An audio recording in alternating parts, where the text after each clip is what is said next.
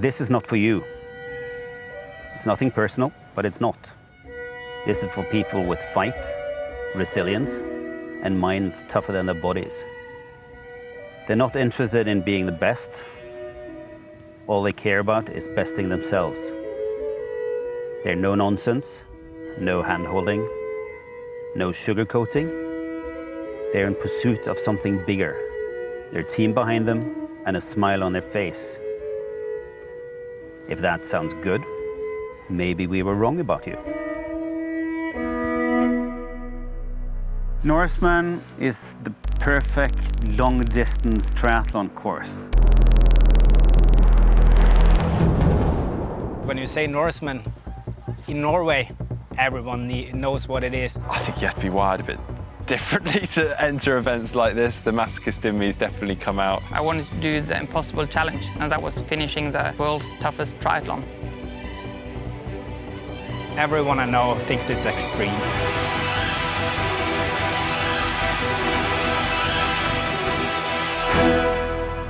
It's a 3.8 kilometer swim, then it's a 180 kilometer bike segment, and you end up with a marathon run, 42.2 kilometers. You are crossing through 4 weather or climate zones. You go just from here to the top of the first descent. The temperature will drop about 13, 14 degrees Celsius. On a bad day, you get a headwind, fog, close to freezing temperatures. We like to think of ourselves as an experience rather than a race. This is an inner journey. The term extreme triathlon was invented in 2002, and we're sticking to that. I have not done this event before, and on that note, I've not actually done an iron distance event. So this, the toughest event in the world, is actually going to be my first iron distance event. Mark Threlfall, 31 years old, presenter for Global Triathlon Network. And one day I saw on the news they had this glimpse from a race called Norseman, and when I saw that, it just clicked, and I thought, oh man, this is crazy. I want to try that. So my name is Ole Peder Moe. I'm 43 years old, and for a living I sell refrigerators and coolers for the C-store market. I'm doing Norseman to see what I'm capable of doing. I'm here to win. I see myself as a clear favorite, and I want to win with 30 minutes. My name is Hovda. And I'm 33 years old, and I'm a part-time process technician and a full-time professional triathlete. This would be my 8th try at Norseman. I've been on the podium all the other times except in 2016 when I got like a lung embolism or internal bleeding in my lung and ended up in a hospital. So that didn't go too well. I'm just out there to complete it. My aim is to get what they call the black t-shirt. So the first 160 people to a certain point on the run can continue on to the summits of the mountain and get a black t-shirt. The remaining participants head on to get a white t-shirt, which is obviously still an incredible feat to finish Norseman, but I want that black t-shirt. For Norseman, we've been fortunate enough to have a large following. A lot of people have us on their bucket list. We get slightly more applicants than we can have. Actually run a ballot for this. I've tried at least for the 5, 6, 7 years I've tried. For the 2019 race, we had almost 4,500 from 84 nations. Around 240 ballot slots, which would then, we'd actually do a draw. We did it on a 3-hour broadcast on YouTube. East Car Norseman Xtreme Triathlon for 2019. It's time for the draw. Last year I said, okay, I'm not gonna do this again. I'm tired of the disappointment. Alexandre Hill, Peter Solheim, Lucas Bach, and Artur Liuku. So we got 100 left to go. Okay, I did it the last time, and I saw this. I saw live on the YouTube. Hans Åse, Sebastian Faure, popping up the numbers, and after an hour, I don't care. I don't want to do this. So I went out with my lamp on my head. It's dark, raining, I would hate to be sitting there watching YouTube. Hans-Andre Christian Carstensen, 10 spots to go. Start running and I just thought, okay, that was my last chance to do this, so. Mats Hellström, the last 2 spots. Marcin Waniewski of Norway takes the second last spot. So, okay, it didn't happen. As we press the randomizer button for the final time, the ticket number is 5137 of over 8,000. Who will be the lucky extreme triathlete to take the final spot at Norseman 2019? There's only one spot left. Who is going to get it? It is Ole Peder Moe of Norway who takes the last of the 232 spots at the East Clark Norseman Xtreme Triathlon. Jing, jing, jing, jing, jing, jing. It's about what? Congratulations, and about what's up? You have a spot in Norseman, and you are kidding me. And this guy, we don't kid about this. You're in Norseman, so I started crying, called my girlfriend, and what to do? You are going, she said. So I'm sitting here today, really proud, and yeah, that's one goal, and that's what I've been seeing through all these years, and that's the mountain. I want to be at the top. If I do stand on the mountain tomorrow, it's somewhere will let go, and I think this is the perfect way for me to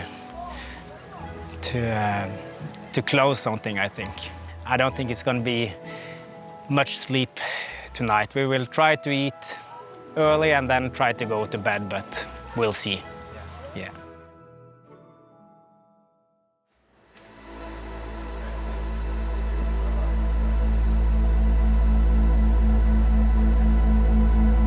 This night I didn't sleep much. Woke up at 2 o'clock and I just looked out.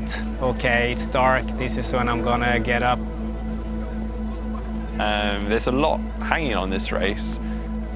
Not just because how brutal this race is, it's also because I've wanted to do this race for so long, and I've finally got the opportunity, knowing how tough it is for people to get a start at this race.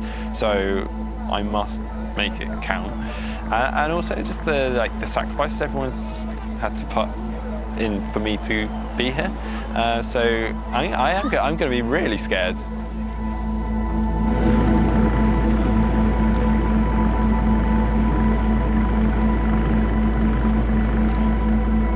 Swimming nearly 4 kilometers just straight, it feels long, and it's quite dark when you start, but it's and the fjords are very deep and the mountains are very steep around it, and it's like magical in that regards. So I really enjoy it, but I find it long. Part of me just wants to get on with this. Obviously, a big day ahead, so very nervous.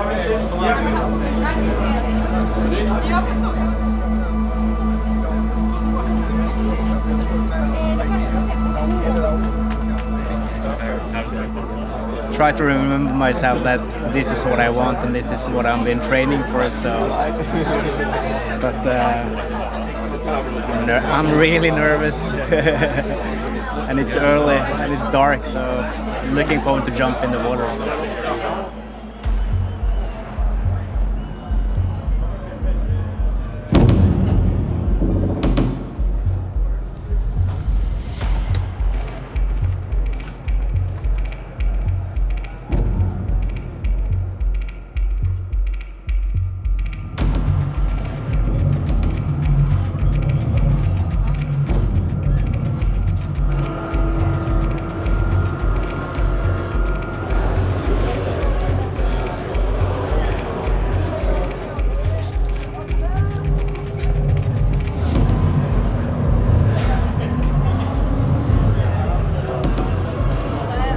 Now we are ready to jump.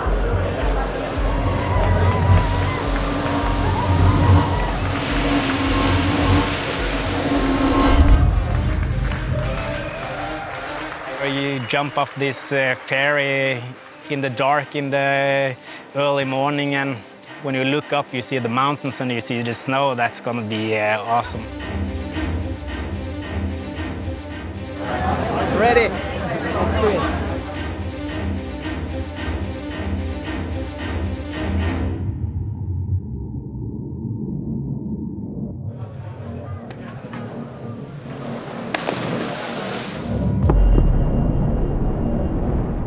15 minutes from when you jump out of the ferry until the gun goes off is the worst 15 minutes of my life. Just waiting, freezing, it's like you're in the water sculling and I don't enjoy that part. So here we are, the Norseman 2019, the world's toughest triathlon.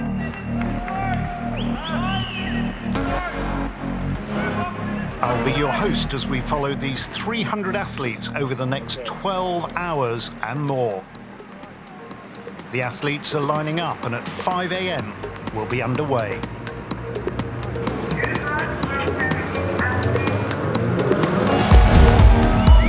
And finally we're off, a 3.8k swim through the cold and dark Hovda fjord.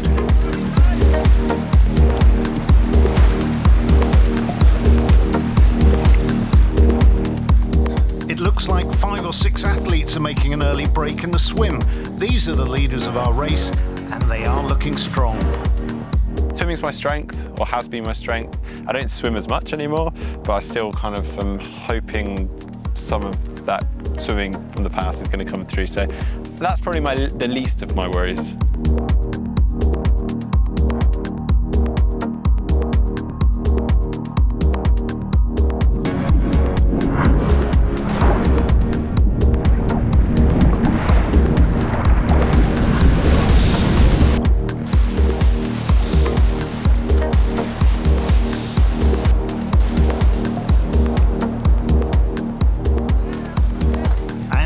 Competitors out of the water, the leader of the Norseman at this early stage, and it looks like number 45.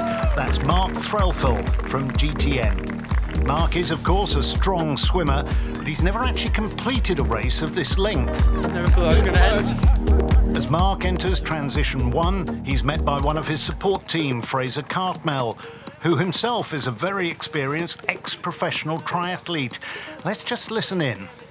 It's very spread out, so we would just take it easy. You get a gap and it's like... Well, I think that's just instinctive, isn't it? Right, all right. See you in an hour. And there goes Mark, heading out of transition 1. He has a big lead. No one else is even out of the water as he heads off on this tough 180-kilometre bike route. Bike is probably one of my biggest worries. It's 180k. I only ever used to race up to about 90k. I'm essentially going into the unknown and then expecting to do a marathon off the back of that. And there's race favourite Alan Hovda. He's out of the water, but he's being hotly pursued by Hans Christian Tunsvik. Looks like these two will be battling it out all day. Hvor langt er Mark foran da? Hæ? 5 minutter siden.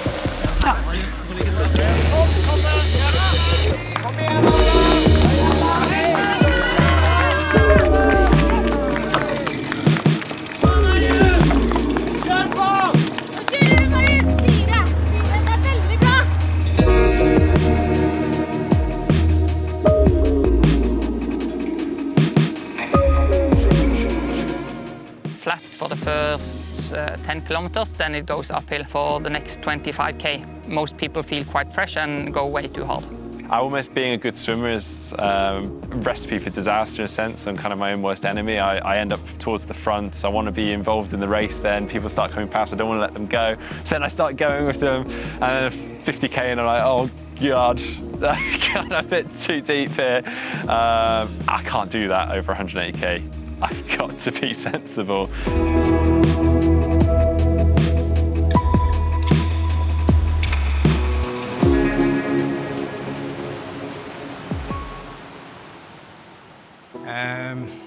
I'm here because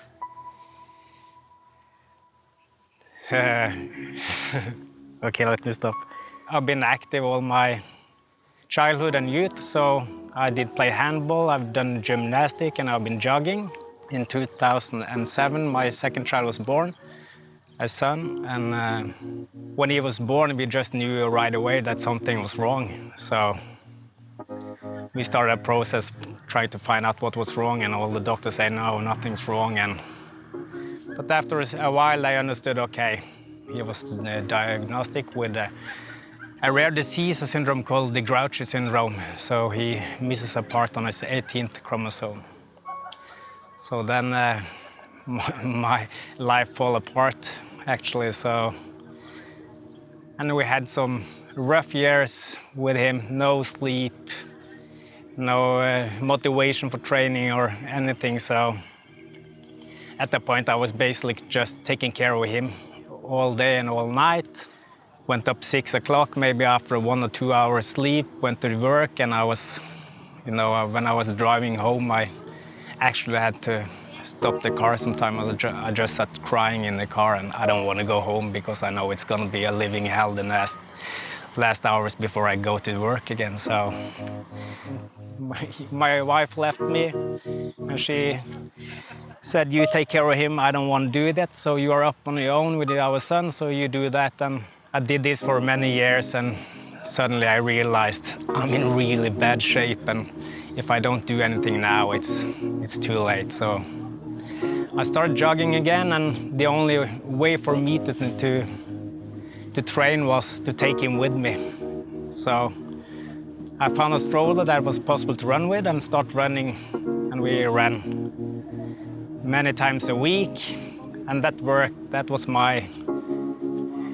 the only way I could relax and try to get up again. So, and this worked. And then suddenly I was out with him, and I saw this local triathlon club having this sprint triathlon in the area where I live, and I thought, oh man, this looks fun. I need to try this. That was the start for me, I believe, for the next 12 years. Running with my son in the stroller, that has been my motivation. I have seen this mountain on every training trip.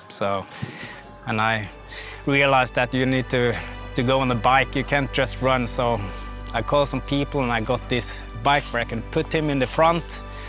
And I found my speed helmet, and we went out riding the bike. It was, of course, an electrical bike, but I turned off the electric motor, and I did it myself. So that's why I'm sitting here today.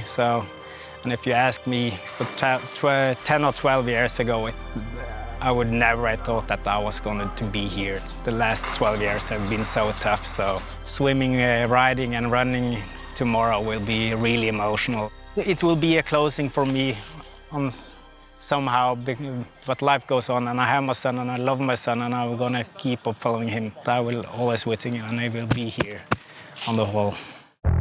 Now coming out of the water is athlete number 308. That's Ole Peder Moe. Ole is in 41st position in a time of 1:00:55. That's 1 hour 55 seconds.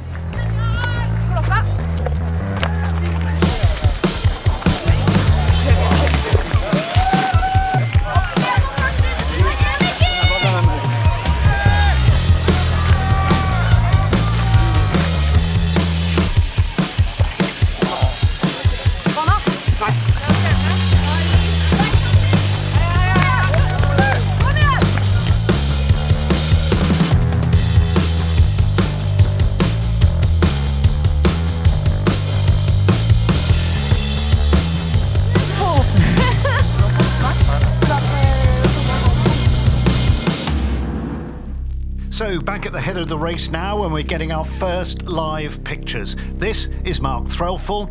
Last time we saw him, remember, he had a 5-minute lead on the rest of the pack, but there are riders up ahead of him. He's been caught. That looks like Alan Hovda and Marius Elvedal.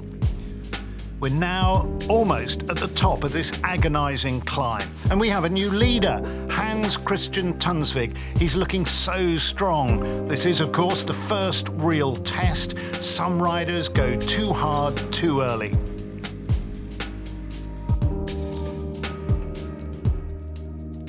We now have around 130 kilometres to go until the end of the bike, and in just 10k, the athletes can receive that essential aid from their support team, and they're certainly going to need it. It's make or break for the athletes. The support team will keep them warm, they will keep them fed. You share the experience with your support team, you're totally dependent on them, but it's something that you do together. My support team is going to be really important, and I'm so glad that I have my girlfriend with me. She is almost more nervous than I am. Yeah. Cliff block. I have a cliff block. Cheers, mate. I'm not going too slow, am I? No, you're right really well. It's more than just, I guess, a support team for the event. They've been involved in the process to getting to this event. So, you know, I've always been supporting at races, but it's actually quite nice to come to something like this and feel even more involved than normal. One very important person, my girlfriend, because she has part with a heck of a lot over this last year. I've wanted to do this event for years. She knows that we've both sacrificed a lot for me to do this event. She's part with me heading out the door after work, training, not really seeing each other. It's amazing watching someone you love do something they love and be really good at it. It also makes a distance because I can't cycle with Mark at the speed that he goes, and I can't run with him at the speed that he goes. And I can watch the races and I love that. But coming along and supporting means that we're sort of doing it together, which is a really nice thing. They're sort of sharing that experience with you, but in terms of the support on the day, they are there essentially to kind of make sure that I'm equipped, I'm fueled. When I get to the top of the mountains, obviously the conditions change so dramatically. You can go from tropical conditions to suddenly minus figures. It can be raining, hailing, and then I'm descending. So it is necessary for us to have equipment and clothing that we can put on in those conditions. So I guess almost like that accountability as well on the day, knowing that they've all come out here. I can't quit, that everyone's putting so much for this event, and I'm going to get to that finish line no matter what. Doing it, the whole thing together, makes it a unique experience. So that's something really beautiful about it.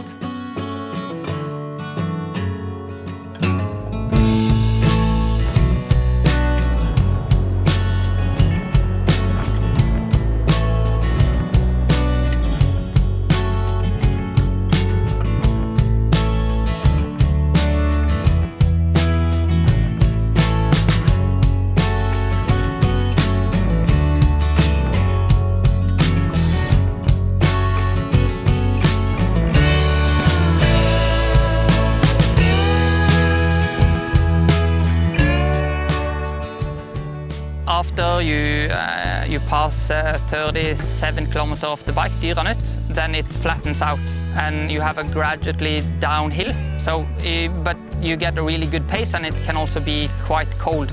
But the views on the Hardangervidda Plateau is amazing. So the best thing is to be as down with your head as possible and be as aero as possible, but don't forget to look around. And also, don't forget to look around for sheep.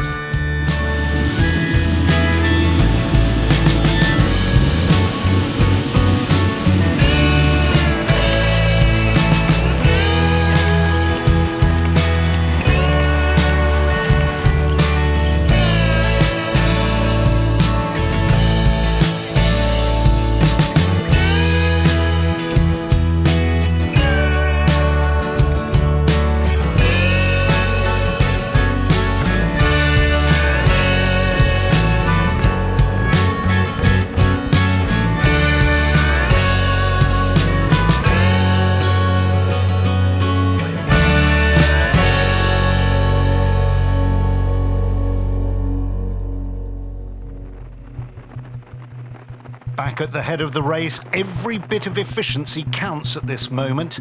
80 kilometers an hour in that tucked body position looks incredibly risky, but it's this sort of riding that's going to give Hans Christian Tønsvik the edge.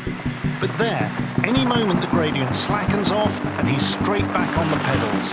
He needs to be, because Alan Hovda, in hot pursuit, is so strong on the flat sections, he really could make up some time here. And it just doesn't relent. After this descent, we have 3 big climbs on the way. On the ground, at the bottom of the first climb, is our reporter Helen. Helen, what's going on down there? This is Hans Christian Tønsvik, just kind of making his way up this final ascent, and he is leading this race. Not too far behind him is last year's winner, Alan Hovda. Alan is a fantastic athlete, and he is so meticulous about his training. Anyone that wants to know more, just follow Alan on Facebook. He's got his own page there. He details his training and all the stuff he's been up to, and yeah, he just kind of is constantly testing his performance, and he's smiling and waving for the camera. Good work, Alan. Alan has actually won this race, I believe, 3 times before, so he's hopefully looking for his 4th victory today.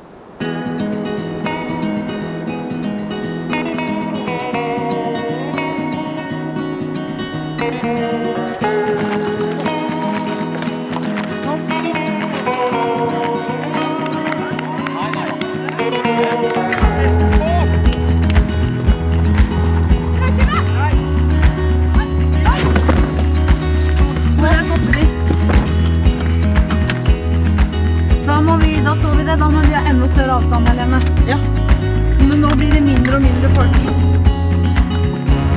er ikke noe galt her nå, jeg ser så stort. Nei!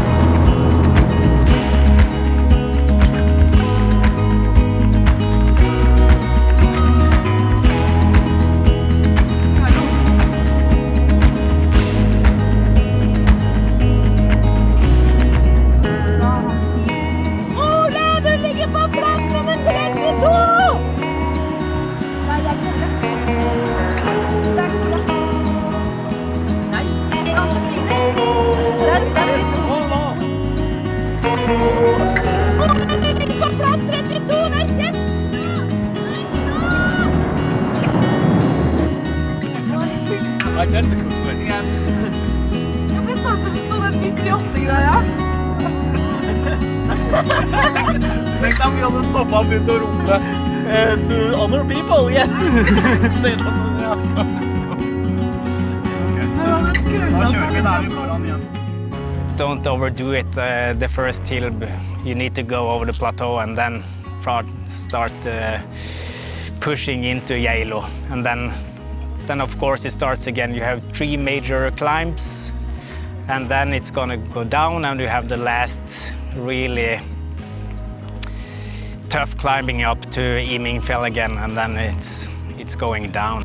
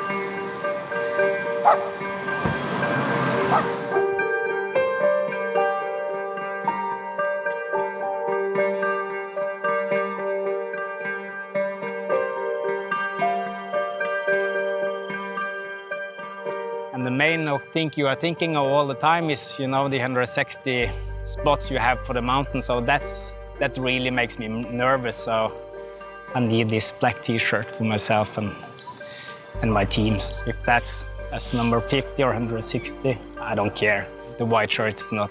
I don't think I'm gonna take it home if I get it.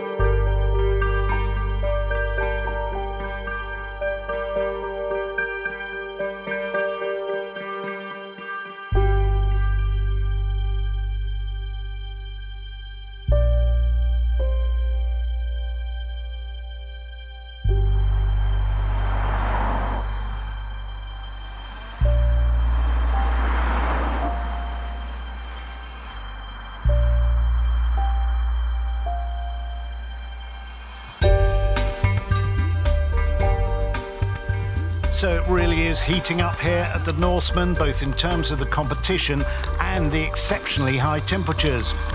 These feeds are so important for Alan right now.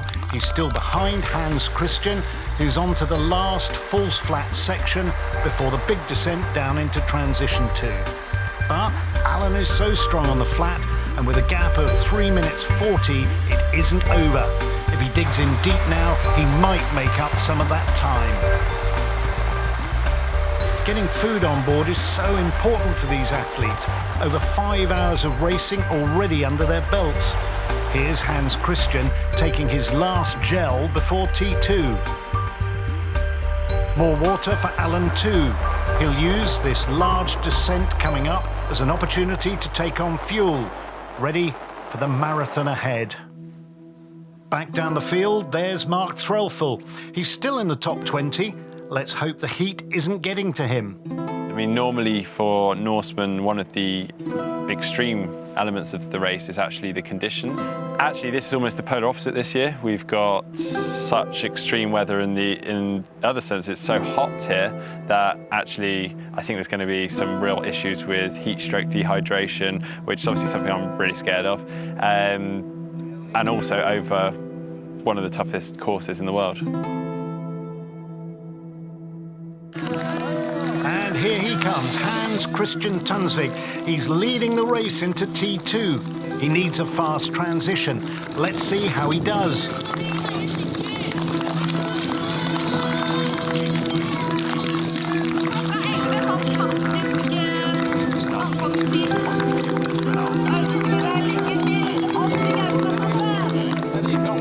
The cameraman's barely keeping up. That looks like a quick time. He's followed in by Alan Hovda, 3 minutes 11 seconds behind. That's not a huge lead. Can he make up the time? I will feel very good. It is the times when you perform the best. Personally, I also feel the best. So I'm best in the flat. And I like the flat part of the run as well. I feel better prepared than ever, both physically and mentally for the challenge. So now I'm really looking forward to being able to perform my best on race day.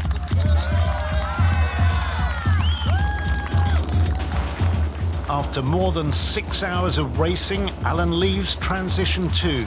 Just a mere marathon up a mountain to go.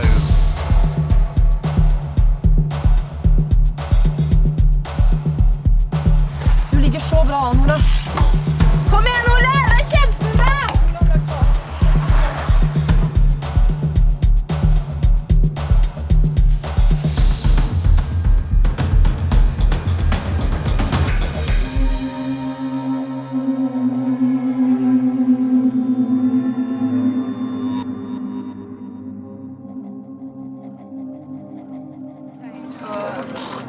Oh, cramp. Feel like a kid at the beach. I know I can do a marathon. I've done numerous events. I've done longer runs than 42.2k.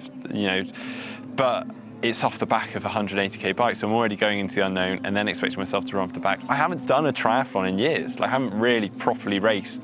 I've done Xterra and stuff, but not really properly. And I can't remember my last brick session. I'm very nervous about that, but I'm also kind of accepting that it's probably not going to be a lot of running. It's probably going to be a lot of walking in there. I'm here to enjoy it, the experience, and if I have to walk, I have to walk. I'm so fortunate to be here and racing here, and I can't beat myself up about my performance.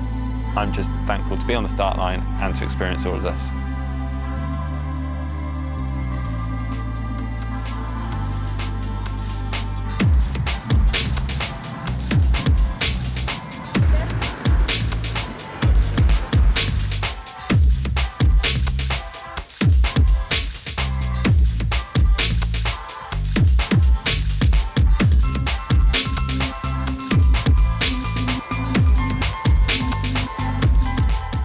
It is just so hot here, really unusual conditions. It's making for a punishing race.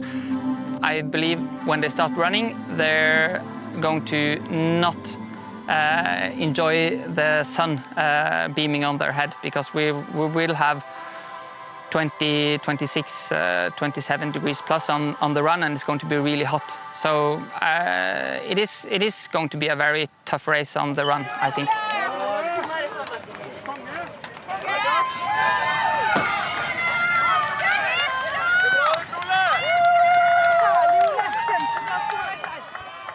And I have some friends and family waiting in T2, so of course that's going to be in my mind. And they know my story, and they've been helping me in the way they could all the time. So that's I'm gonna cry many times on this race. So.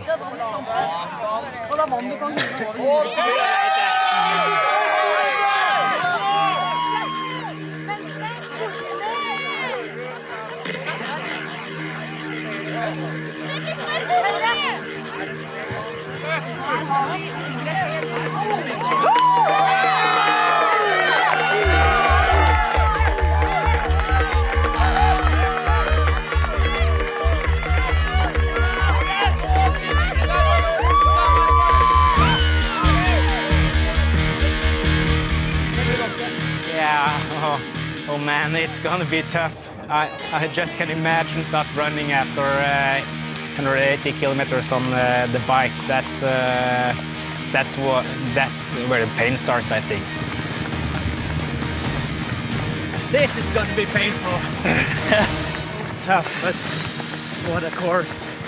Really beautiful. So, really happy. The support are perfect. Doing a great job. Yeah, Ole. Let's finish this.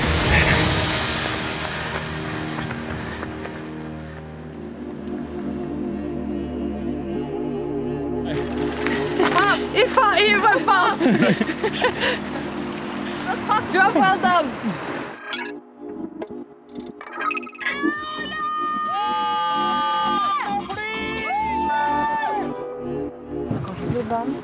Jeg kan ikke bære mer enn 2 flasker, for det er 1 cola og en sånn. 1 cola og en sånn, og så skal du holde til deg selv også, ikke sant? Claire, skal du ha en sånn? Ja, det vil jeg.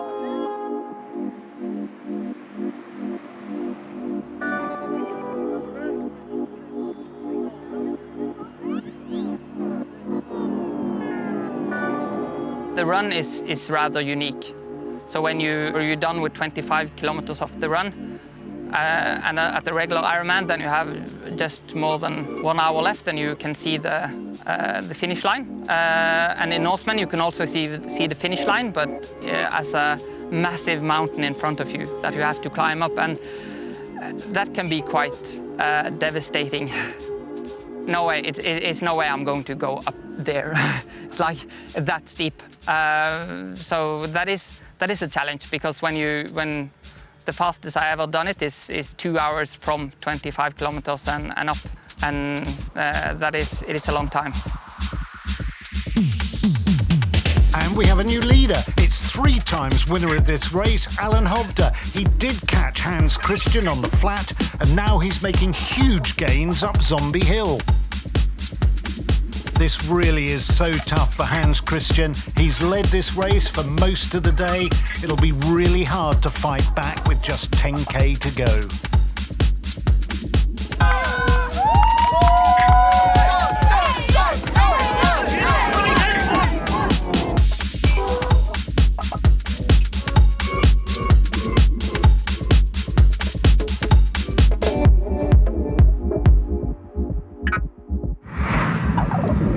Seeing him struggling. I'm not worried, I know he can do it. It's just how we can break it down for him to get in there.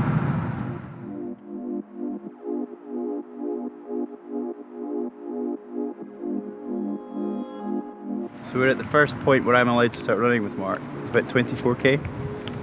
There's another 12k running on the road where I can run with Mark before we then come off the road onto the off-road section, which is the final really famous climb up to the mountain that takes us to the finish. So all of that I can do with Mark, and just about to start running with him now.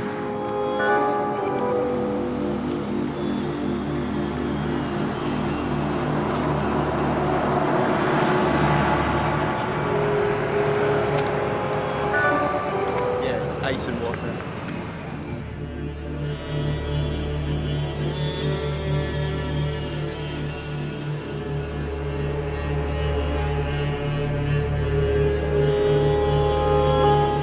Norseman is a race where it's difficult to achieve your best performance, because the last part is so tough, like the mental part of it, it goes so slow, and you have so many times on the uphill where you can choose to not push on. So at least that has been my weakness, or where I've struggled to be motivated to actually just go hard.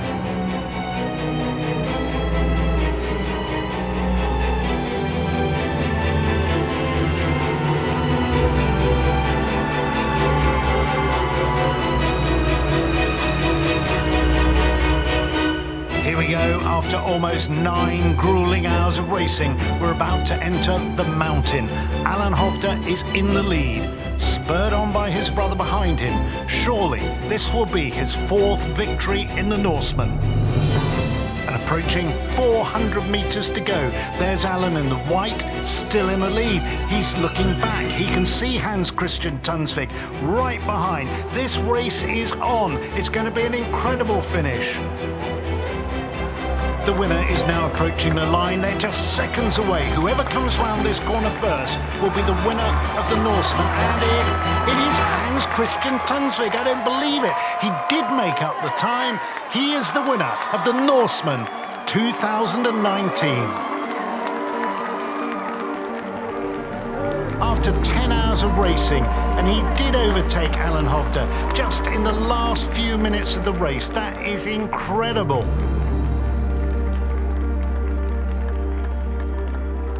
But what happened to Alan? Alan Hovda, here he comes. He may have won the race 3 times before, but it's second for him today. Still an incredible effort. He just got pipped at the end. And great sportsmanship being shown between these 2 world-class athletes. Much respect, 1st and 2nd place. But what happened at the end there? I really don't know. I just tried to keep it steady, and 1K down here, I suddenly saw him.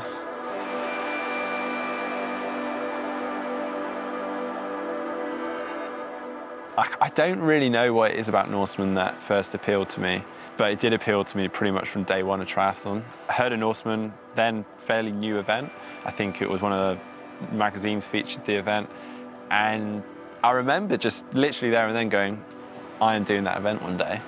It's actually giving me goosebumps to actually think about it, because genuinely I remember thinking that event I want to do, and I'm actually sat here ready now. Obviously I've always strived for results and placings, but I've always wanted to prove to myself what I can achieve, and I really think Norseman is the biggest test of that, the truest test for anyone to find out what they are possible of and what they can achieve.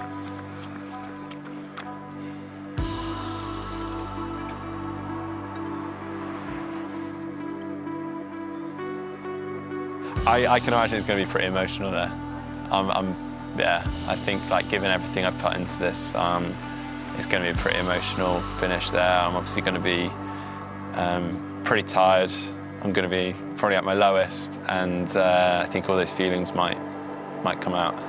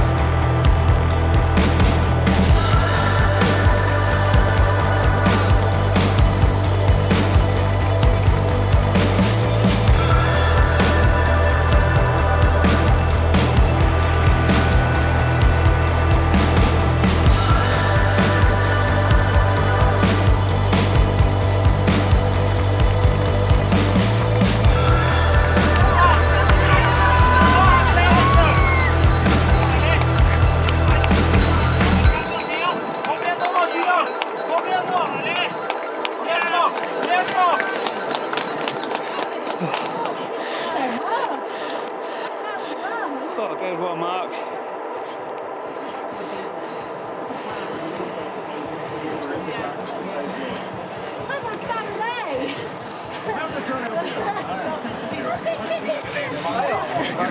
You did well. You did well.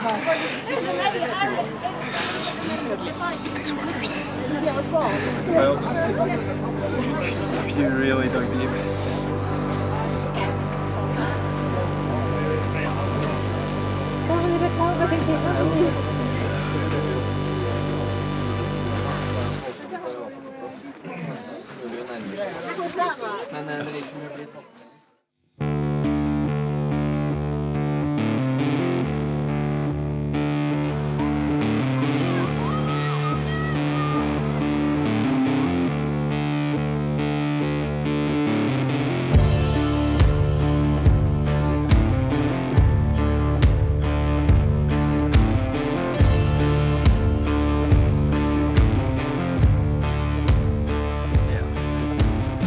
Here's athlete number 308, that's Ole Peder Moe of Norway.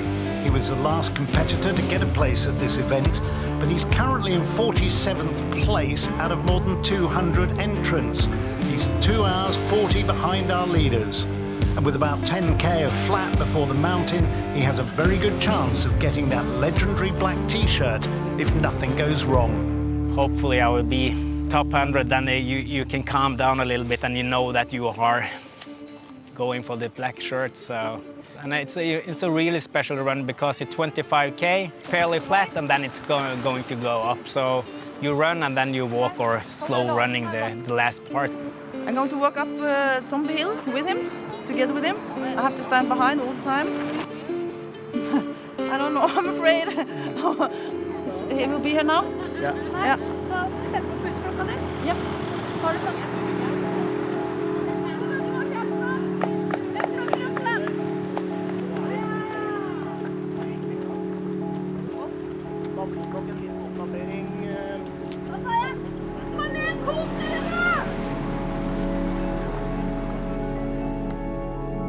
Ten or 12 years ago, I was down. If you had said Norseman, I would just shake my head and say, are you crazy? So it is possible. All right, let's do this. 40? Plus minus.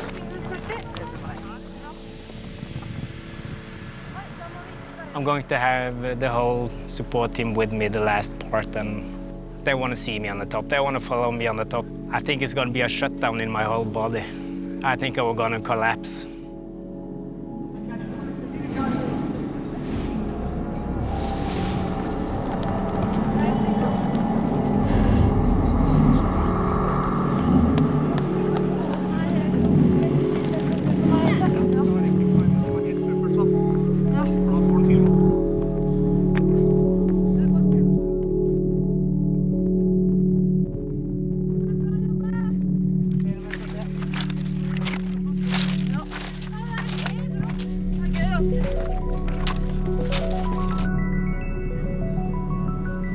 And hopefully I will get up, look around, see the people I love, and just have a big smile, and I'm going to be so happy.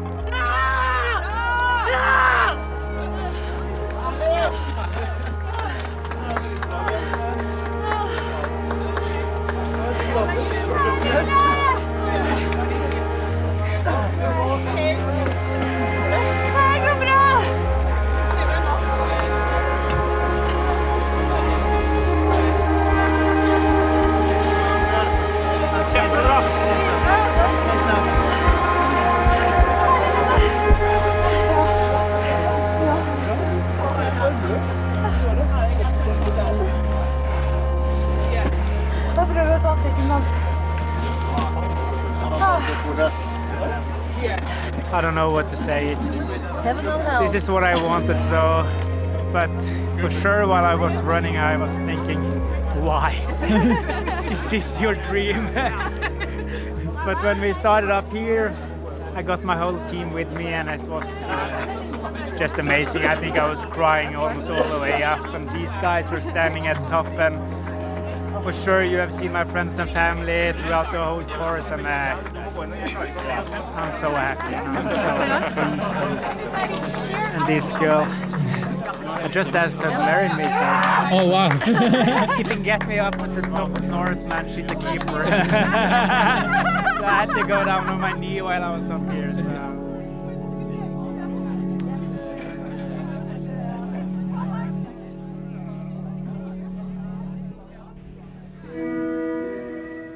When I look at the pictures or on a map of the course, I can't believe I actually made it to the top. Jumping off the ferry into the dark fjord, riding my bike through this tough course with all the climbs, and then finishing it all up with this insane run up Zombie Hill and to Mount Gaustatopp, and that is for me just crazy. I remember walking up Zombie Hill and telling Helene that I was feeling really sick, and the only thing she said to me was, "Yeah, you might throw up, you do that, but keep going, don't stop, keep the pace." My main goals for the year 2020 is number 1, of course, getting married. It'll be in spring, summertime next year. My second goal is Tønsberg Distant Triathlon. It's a local sprint. I will meet up with my teammates, friends, and people from the area, and we will compete and have fun together. My last goal is to do a swim run together with Helene. It's a 9,000 meter swim and over 50k run, so it's gonna be a great challenge for us. I will finish up with a big thanks to the Norseman crew and family. You really make dreams come true, and I'm so grateful for getting the possibility to do Norseman. It means a lot to me. The whole journey from getting the last spot in the lottery, putting in all the training hours, and then travel to Eidfjord, feeling this atmosphere before, during, and after the race. It's just priceless, so thank you so much. The black t-shirt, it's still in the closet. Can't decide to wear it or frame it. Thanks.